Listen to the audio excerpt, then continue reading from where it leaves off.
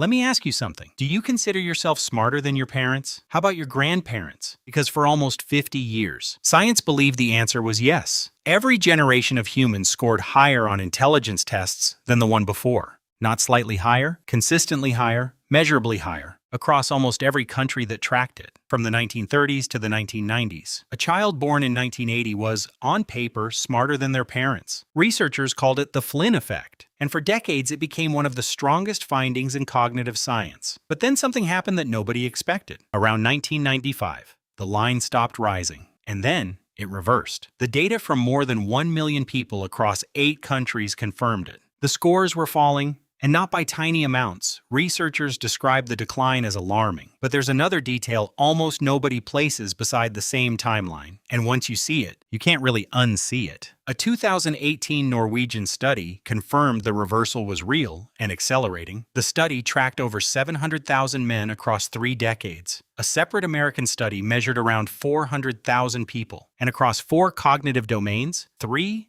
were declining. By the end of this video, you'll understand what may be pulling those scores down and why it might already be happening to you. There are 3 major forces driving this, and the third one changes the meaning of everything before it. There's also something hidden in the opening of this video that will feel completely different by the end. When the reversal was first confirmed, one explanation spread faster than all the others, and for many people, it sounded convincing. The theory was simple. Smarter people have fewer children. Less educated populations have more, and over generations, average intelligence slowly declines. It even had a name, the dysgenics hypothesis. And because it sounded mathematical, it felt scientific, it spread through articles, comment sections, and dinner table conversations. You've probably heard a version of it before. You may even have partly believed it, but in 2018, Norwegian researchers published something important, something that completely changed the conversation. They didn't compare different families. They compared brothers, same parents, same house, same neighborhood, same dinner table. The only real difference was when each brother grew up and the younger brother scored lower. Think carefully about what that means. The decline wasn't hiding in their DNA. They shared the same DNA, so something in the environment had changed, and whatever changed, it changed almost everywhere. The same pattern appeared in Denmark, in Finland, in France, in the Netherlands, in Estonia, and across multiple American studies. It was like 2 planets from the same seed, but one of them grew up with less light. The seed didn't change, the conditions did. So this isn't really about genetics. It's about a world that changed after 1975, a world that slowly weakened specific cognitive skills, abstract reasoning, working memory, processing speed. It's about a world that changed after 1975, a world that slowly weakened specific cognitive skills, abstract reasoning, working memory, processing speed. The skills declining fastest are not random. They form a very specific cluster, and that cluster has a name: executive function, sustained attention, working memory, the ability to resist immediate distraction and stay with something difficult. So what made those skills rise during the Flynn effect? And what is making them fall now? Here's the mechanism. Executive function is not completely fixed at birth. It develops through repeated effort, almost like a muscle, and the exercise that strengthens it has become extremely rare in modern life. That exercise is boredom, the ability to stay with something difficult when easier options exist. Reading a long argument all the way through. Sitting with an unsolved problem, following a thought instead of escaping from it. In 2023, researchers tracked more than 80,000 people and found something difficult to ignore. In 2004, people focused on one screen for around 2.5 minutes.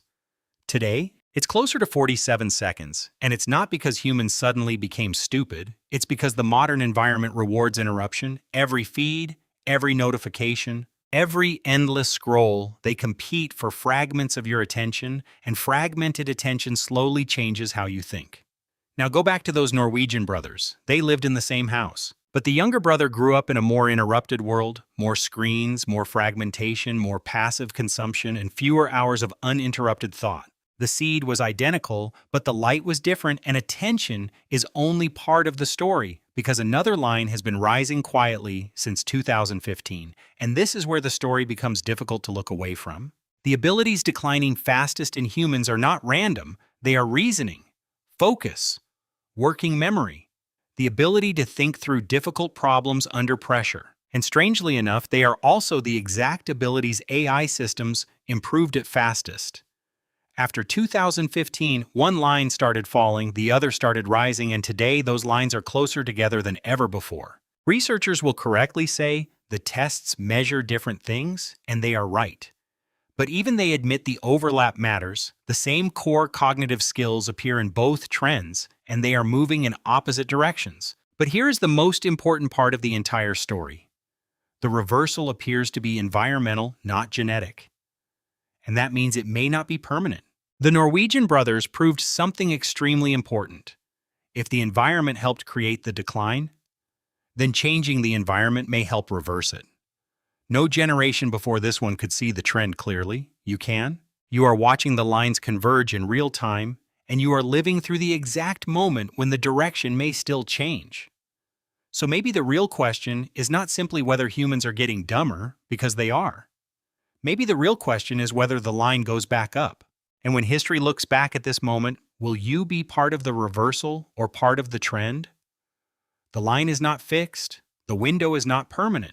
And right now, you are one of the only generations in history that knows the line exists at all.